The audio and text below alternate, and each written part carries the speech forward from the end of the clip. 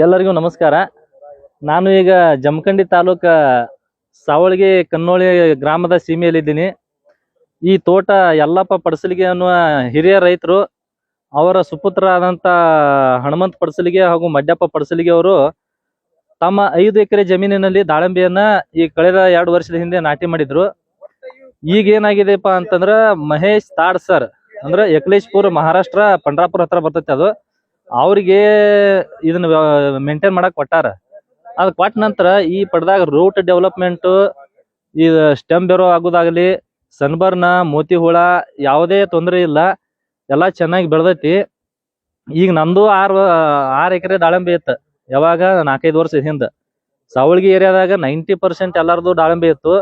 ಎಲ್ಲಾ ಕೊಲ್ಯಾಪ್ಸ್ ಆಗಿ ಹೋಗ್ಬಿಟ್ಟು, ಯಾಕ ಏನೋ ಒಂದು ಕಾರಣಾಂತರಗಳಿಂದ, ರೂಟ್ ಇದು ಸ್ವರ್ಗ ರೋಗದಿಂದ.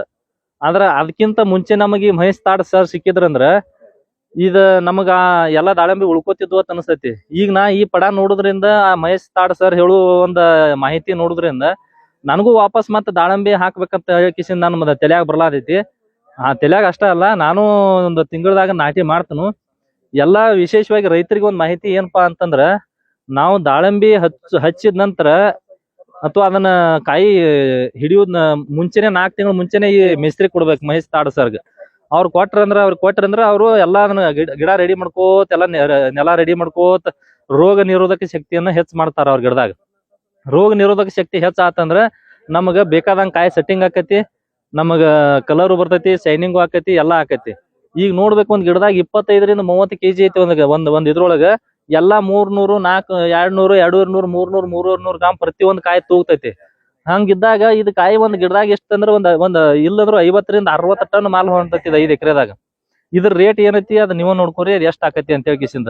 ಒಂದ್ ಎವರೇಜ್ನ್ಯಾಗ ನೋಡ್ಬೇಕಂದ್ರ ಒಂದ್ 8ರಿಂದ 10 ಲಕ್ಷ ರೂಪಾಯಿ ಎಕರೆಗೆ ನಾವ್ ಇಳುವರಿ ತೆಗಿಯುವಂತದ್ ಇದನ್ನ ಈ ಪಡದಾಗ ನೋಡ್ಲತ್ತನ್ನ.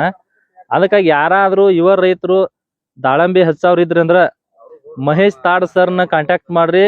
ದಾಳಂಬಿ ಅಥವಾ ಹಚ್ಚಿದವ್ರ ಇದ್ರಂದ್ರ ಚಾಟಿ ಮಾಡೋಕ್ಕಿಂತ ಮುಂಚೆ 4 ತಿಂಗಳ ಅಡ್ವಾನ್ಸ್ ಅವ್ರಿಗೆ ಪಡ ಕೊಡ್ರಿ.